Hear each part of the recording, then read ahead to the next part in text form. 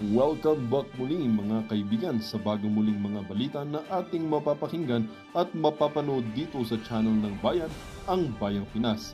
Dito, ating matutunghayan ang mga bagay na nangyayari sa ating bansa, partikular na umano sa loob na mismo ng gobyerno at lalong-lalo na dito sa kasalukuyang administrasyon. Ngunit bago ang lahat, kung bago ka pa lamang sa ating channel ay siguraduhin mong ikaw ay mag-subscribe, pindutin ang notification bell at syempre piliin na rin ang all upang lagi kang maging updated sa mga balitang bago, totoo at walang bias. Syempre mga kaibigan at kung mga ating mga solid viewers naman dyan ay maraming salamat naman po sa inyong walang sawang pagsuporta.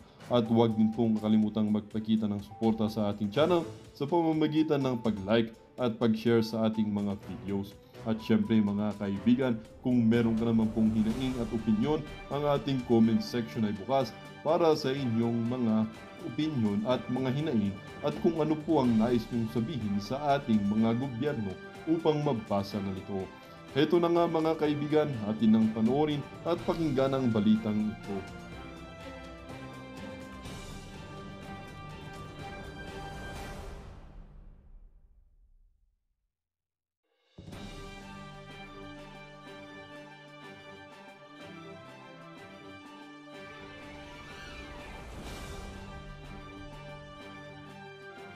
Budget natin 5 trillion, 2%. No. Laki na 'yon.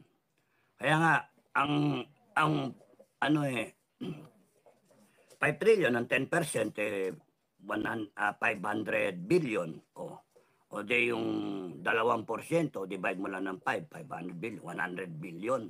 Laking pera 'yon, 100 billion, nakukulimbat nila. Tapos wala pa dyan yung mga nakukuha nilang pera sa mga iba-ibang mga activities, no, extortion. So, nagkakapera sila, pero hindi na nila lalagay sa armed struggle. Yung NTFL Cup, sa aking pananaw, mula sa madaming NPA, bumagsak na lang siya sa 1,800 na mga regular, no, mga kalaban. Ay nagpakita ng success story sa atin. Whole of nation approach, no? Nagpakita. Pero nagdala rin siya ng complacency. Kasi feeling victorious tayo. Panalo na, wala na yung CPP, NPA, NDF, wala na yan. Dahil sa NTFL CAC, bravo, ang galing. Dahil kala Doktora Badoy, tsaka Caselis. Nga pala, nakita ko yung dalawa, no, doon sa EDSAM. Nahimas ko pa yung ulo ni Caselis, para swertein ako. Tsaka nayakap ko si Doktora Badoy. Nayakap ko talaga. Sabi ko, I love you. Ang tapang-tapang mo. Nakakatawa sila, no, matatapang na tao. Ganon dapat ang mga Pilipino. Matapang, hindi natatakot. So, ang doon, we were victorious in the drive against the CPP, NPA, NDF, national, sa NTFL CAC. So, nag-relax tayo, feeling victorious. Pero pinakagat lang pala tayo. Pinakagat tayo ng mga animal na yan. Na feeling victorious tayo, so magre-relax tayo. Relax ang PNP, AFP, lahat ng connected sa NTFL CAC, no, mga LGU. Pero biglang nasa gobyerno na sila. Nandun na sila ever since. Nasa Congress sila. Nasa Senado sila. Nasa mga agency sa executive department. At mga yung sinyales, no? Si BBM nakipag-ganunan sa CPP, NPA, NDF. Peace talks. Nagalit pa nga yung armed forces doon. Tama lang. So, ngayon, abay kahit convicted yung isa dyan, nagko-contempt, no? Nagko-contempt. Ang lakas ng loob, mag-contempt. Ang lakas ng loob nila sa Kongreso. So, isipin mo tanginang itong mga to, malapit na tayo maging komunista. Magigising kayo, mga kababayan. Maging komunista tayo. Kaya AFP, no? AFP tsaka PNP. huwag kayong patulog-tulog sa pansitan. Basahin ninyo yung mga nangyayari. Yung binibira si Inday Sara, no? At si Duterte mismo, binibira sila at kung ano-ano ang binabato na mali na mga kunyari yung 125 million, no? Binabato at pinipilit sirain yung pangalan, no? Na as DepEd, as Vice President, ngayon impeachment ang sinusulong ng mga animal, no? Impeachment. Pinapakita na yung balak nila, basahin ninyo. Pagka natanggal si Inday Sara, tapos ang Pilipinas. Yun yung punto dyan. Tapos kasi wala nang pwedeng mag-pull ng Pilipinas together to fight these stupid animals, no? To fight them. Kasi si Inday Sara, takot sila. Takot sila kay Inday Sara. Kaya, kung gusto ninyong mangyari yung mga ginagawa ng mga yan, pabayaan nyo si Inday. Pabayaan nyo. Kami sa FGF, no? FGF, ang alam ko merong sa inyong meron sa inyong ayaw ng gulo, ayaw ng ma-involve po. Iba sa inyong Marcos, no? Pero gusto kong ipaliwanag sa inyo na mas lumalaki yung ating responsibilidad dahil sa walang ibang aasahan ang taong bayan. Tayo lang eh. Tayo lang ang tatayo dyan na armado, na walang takot na mag-aano sa taong bayan, sasamahan, dadamayan. Kayo naman kayo taong bayan, huwag niyong sabihin, FGF, kayo na lang, kayo nang bahala, kayo mauna. Hindi. Sama-sama tayo. Hindi pwedeng kami lang. Dapat kasama rin kayo. Gusto kong makita ng mga kasama ko, yung sinseridad ninyo, mga kababayan. Yung tapang ninyo. Yung kagustuhan ninyong baguhin tong Pilipinas, ilagay natin sa tamang direksyon. No? Oy, kaya kung titignan mo, yung na marami sa inyo nagsasabi, lipanan ng droga ngayon. Kahit saan ka pumunta, bumalik eh. Nanumbalik ang droga. Ang daming problema ng bansa natin. Pero ang pinagkakaabalahan, eleksyon, impeachment, mga quadcom na yan, hearing. Ito, dapat bigyan natin ng ultimatum tong quadcom na to, tong kongreso. Bigyan natin ng ultimatum si Bongbong Marcos. Iba sasabihin, wala, sino ka ba? Mayabang kayo, ganon. Hindi. Alam niyo, delikado itong kalaban natin. Lagi kong sinasabi yan pag kami makakausap doon sa Manila, no? Sa meeting ba. You have to respect the enemy for you to be able to come out with an honest to goodness plan of or activity or plan of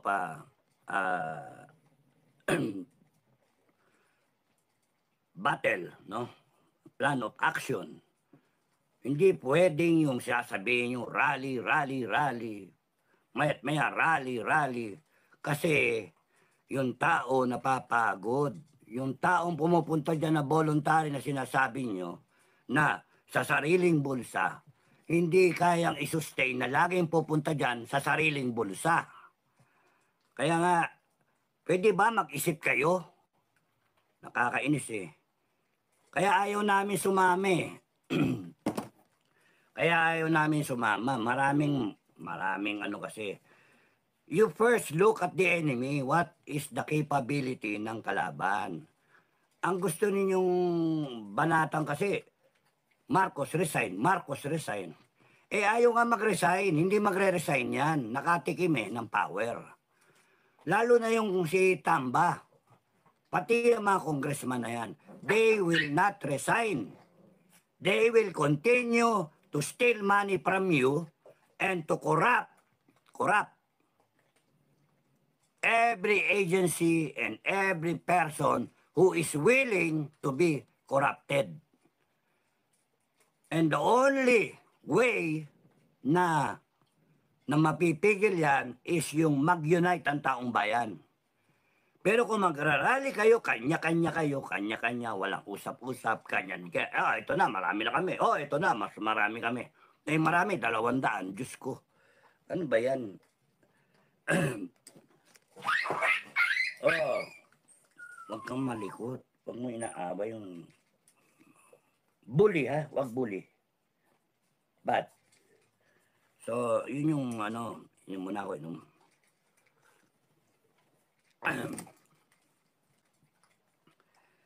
pasensya na kayo, ha? Boses ko. Pangit, eh. Emil, thank you. Tess Hernandez. Good morning po, Kap Dado. Waiting po. Thank you, Gabriel. Good morning, Sir Dado. Gina Oligo. Blessed Sunday, Sir Dado. Oh, happy Sunday, ha? Sunday pala, no? Patnong bayan kayo. Patawarin kayo ng langit sa lahat ng kasalanan nyo. Good morning, Kap Dado. God bless. June Gutierrez. Good morning po, Supremo. Sir, nakamonitor lang, bumabati ng magandang umaga sa lahat ng mabubuting Pilipino at sa lahat ng FGF sa buong mundo. Magandang umaga. Ay, tatayo tayo, ha? Lahat ng mabubuting Pilipino, na tayo ng mabubuting Pilipino sa takdang oras, tatayo talaga tayo. Okay. Sa mga nakaraang araw, pinutakte yung comment section ko dito sa YouTube, no? Pinutakte ako ng mga libo na comment na binubura ko, no? Libo na comment na negatibo, panay mga troll, iba mga civilian. Meron pang galing sa ibang bansa, no? Nagsabi ako, nagbabala ako sa inyo, Tamba, BBM, nagbabala ako sa inyo at sa mga followers ninyo. Bigyan nyo ako ng dahilan, katiting na dahilan, na para hindi ako maniwala na kailangan na revolusyon. Katiting na dahilan na may pag-asa pa itong makuha sa usapang maayos. Pero yung magpadala kayo ng mga troll, no? Na bastusin ako, na yurakan yung pangalan ko ng ilang dekada kong pinag-iingatan. Kaya ako malis sa serbisyo, kaya hindi ako pumapasok sa politika, Ayoko makurap, Tapos may mga Pilipino na makukuwang banatan ako, siraan ako, hamunin ako, no? Lalo akong tumitibay ang paniwala na kinakailangan ganun kayong lahat, no? Kinakailangan may bitay, kinakailangan may revolutionary government, kinakailangan may purging tayo, kinakailangan iayos ng taong bayan, kinakailangan ng taong bayan ang mag-take over. Nakukumbinse ko, Kasi yung pinakikita ninyong asal, hindi na asal ng matitinong politiko. Kinurap ninyo pati tao. Yung tao, binabayaran nyo, wala ng dignidad, tatanggapin yung pera para lang manira ng kapwa-tao. Kaya feel na feel ko yung ginagawa kay Inday Sara. Feel na feel ko yung ginawa kay Doc Badoy, WW, kay Doc Badoy tsaka kay Ka Eric. Pare, okay lang, kaibigan. Yung ginawa ninyo. Nagmanifesto ako dun, kasama ako dun, doon sa pumirma sa manifesto. Utangin na ninyo, hayop kayong mga hinayupa kayo. Tapos yung ginawa kay Buloy, no? Yung you can hire people, no? Vloggers at saka mga trolls, maintain troll farms using people's money. Putang ina nyo, people's money. Kaya nakakagalit kayo. Tapos nun, babanatan ninyo. Kukuha kayo ng mga troll para sirain si Digong. Si Digong, yung presidente na malaking pagmamahal sa kapwang Pilipino niya. Putang ina nyo, 6 na taon na serbisyo yun. Dinala tayo, nilagpas tayo sa COVID. Tapos ganyan kayo. Ganun yung isusukli ninyo sa isang presidente na ikaw bongbong ha. Wala kang napakawalang utang na loob mo. Yung tatay mo, pinalibing yan. Pinalibing ni Duterte. 5 presidente duman. Hindi nalibing yung tatay mo. Putay na naagnas na lahat. Tapos ngayon, ganyan igaganti ninyo. Tapos kunwari ka pang, hindi, wag papasukin yung ICC. Kunwari ka pa, pero pagka hindi nakatingin ng tao, bibirahin ninyo. Ganon din kay Sara. Ginamit ninyo para manalo kayo. Unity team. Pero wala pa. Wala pang 2 taon, binira nyo. No? Pinainan ninyo ng 125 million na pera naman ng Office of the President. Tapos nun, ginastos ng 11 araw. Kindir. Well, nagsalita ang COA. Pero ngayon, sige patuloy ng bira. Tapos nagsalita ka pa, gago. Nagsalita ka pa na hindi mo palalakpasin yung tinreten ka ng Vice President. Gago. Ang sira ulo ka. You are a nobody. Ha? Kayong lahat sa administrasyon. You are a nobody. Bago na eleksyon. Hiningi ninyo yung boto namin. Hiningi ninyo. And pumayag kami iluklok kayo. Anong ginawa nyo? Binaboy nyo eh. Sinayang mo, bongbong, yung pagkakataon na ayusin mo yung pangalan ng pamilya mo. Yung botong natanggap mo ay para maayos mo yung pamilyang Marcos. Yung pangalan para matandaan ang Marcos sa kasaysayan na isang mabuting pamilya. Anong ginawa mo? Binaboy mo. Kung yung tatay mo kayang mabuhay ngayon, sampalin ka sa muka. Buntalin ka sa nguso, gago. Tantado to.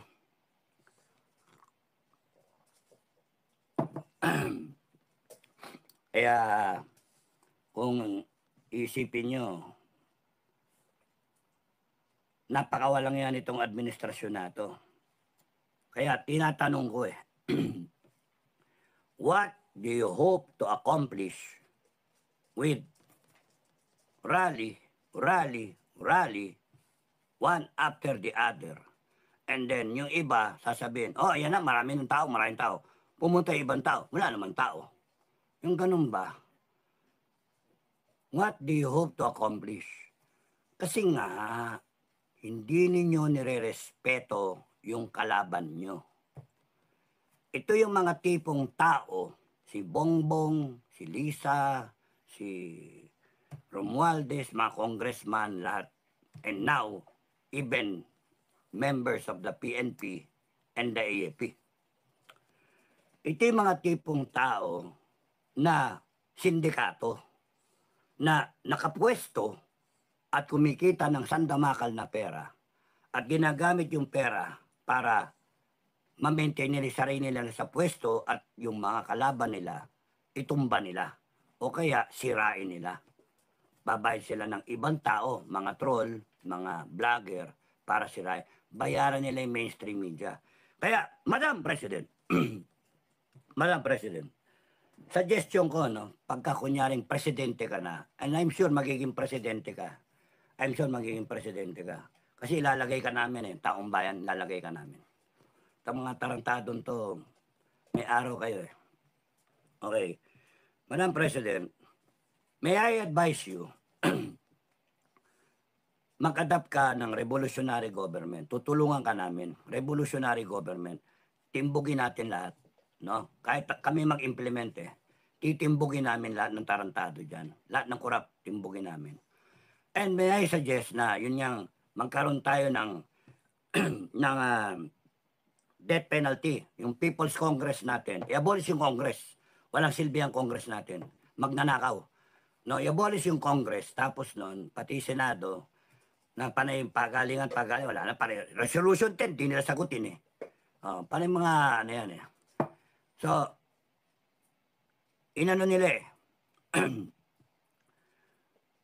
na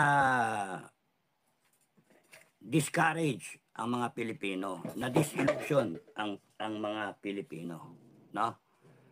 Sa nitong Congress tsaka Senado. Panay ganong-ganong sila pero wala namang ginagawa. Panay duwag din, no? Kasi ngayon umiiral takot, takot, no? Pati kayo mga kababayan, umiiral sa inyo takot, no? Pero ang ano ko, huwag kayong matatakot. Huwag kayong natatakot kasi the moment na matakot kayo, yan ang gusto nila. Matakot kayo. Tatakutin kayo talaga. You expect that. Yan yung ginagawa sa akin. Tinatakot ako. Mga hinayupak. Mga bopol mga bopol. Balikan ko yan mamaya. Madam President, ang suggestion ko sa iyo, kasama, isaklaw natin sa death penalty. No? Death penalty. Sama natin. Droga, di ba? Mga corrupt na politicians, plunder, lahat yan. Ano? Tapos nun, yung komunista, no? Death penalty talaga yan. Tapos nun, ito, pagka ikaw, nag-maintain ka ng troll farm, na death penalty ka. Pagka nag-maintain ka ng troll farm, pagka nagbayad ka ng vlogger, death penalty ka. Nagbayad ka ng vlogger para siraan kapwa vlogger o kaya siraan mo ang isang vice president, siraan mo ang mga tao nagsasalita because mali. Tapos nun, kung ikaw vlogger o kaya ikaw troll ka, life imprisonment kayo, no? Napakalinaw. Pagka ikaw nagbayad ka sa mainstream media para magbalita ng mga fake news, para yung utak ng tao anong tawag doon? I-control ninyo ang utak ng tao kung ano iisipin, yung paniniwala nila, no? Death penalty yan. At kung ikaw may-ari ka ng mainstream media, death penalty ka rin. Putang ina ninyo kasi, mga hayop kayo.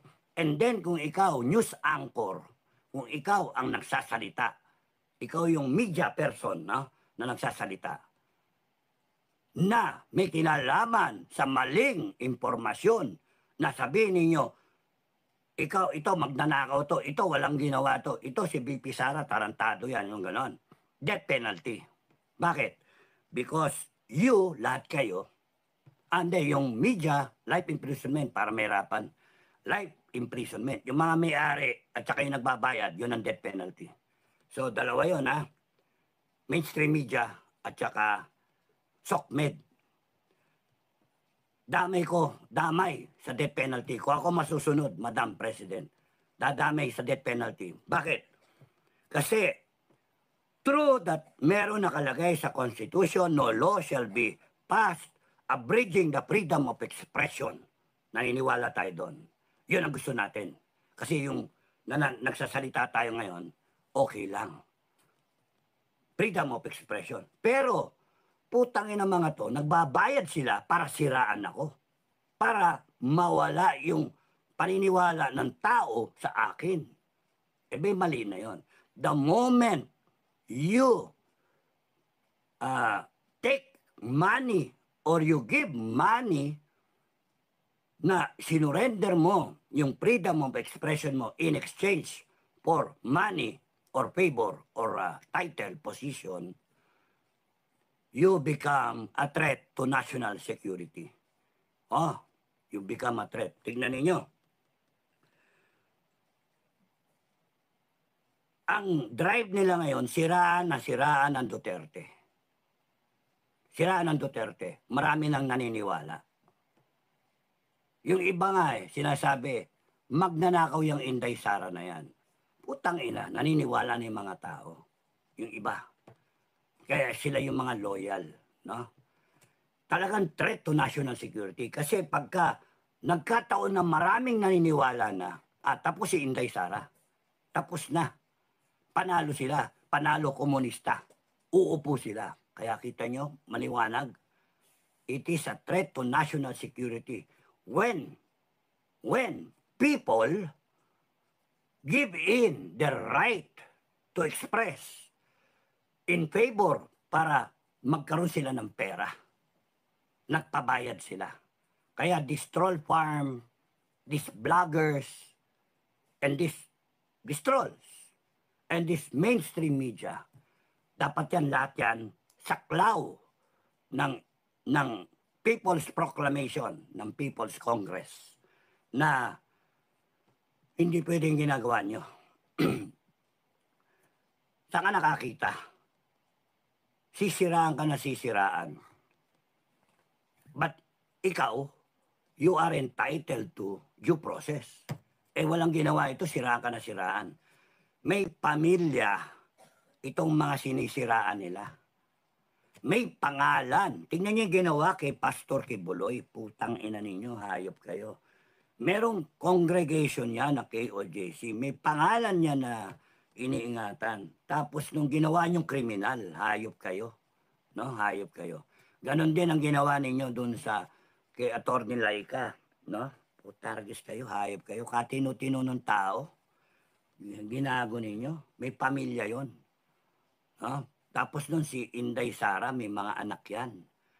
Na-stress yung mga anak, napapanood nila yung nanay nila na binibira. Si Duterte, no? May mga apo yan. Kaya nga, sila Doc Badoy, putaragis kayo. Doc Badoy ka, Eric, lahat Trixie, no? Harry Roque, tignan yung ginawa nyo kay Harry Roque. Tarantado kayo. Hayop kayo. Kaya nga, death penalty sa akin. And I will gladly implement it. Puntangin na yan. I will gladly implement it. Gusto nyo, sa luneta ko pa, barilin niya lang mga yan Saksakin ko No, I speaking ko na lang sa leeg No? Kat kayo, mga nagtatapang-tapang, kayong mga humahamon sa akin, kayong humahamon sa akin, papatulan ko kayo, magkakaroon kayo ng karapatan, hamunin ako. Kung daanan nyo yung dinaanan ko sa buhay, no? Manap ka ng 5 SWAT. Kung sino man naghahamon, no? Lahat kayo ng maghahamon. Maghanap kayo ng 5 SWAT, kasi yun yung dinaanan ko Fully arm, kargado, side arm, tsaka long arm, no? Kargado. Hamunin mo ng barilan. Hamunin nyo ng barilan. Wala kang baril. At pagka ikaw nabuhay doon, nang walang nangyari sa'yo, pwede. Makipaglabanan ka. Enkwentro ka sa NPA. Magsundalo muna kayo. Makipagkwentro ka sa NPA. Nagbabarilan na ganyan.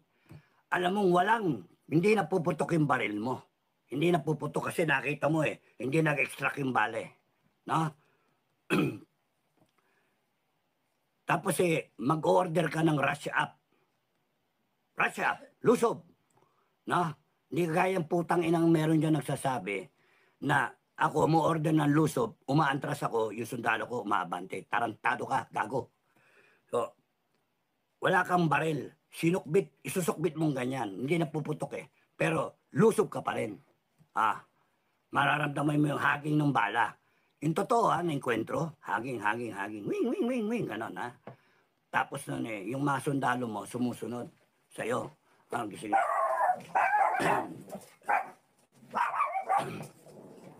So, yun. Pagka nalakpasan mo nyo, pwede. Tumalong ka sa aeroplano. No? Gibain mo yung parachute mo. Yung parachute mo, ayan, tumalong ka sa aeroplano, yung parachute ka, di ba? Alam ka naman, maganda, sige, tumalong ka sa aeroplano, walang parachute. Sige, subukan nyo.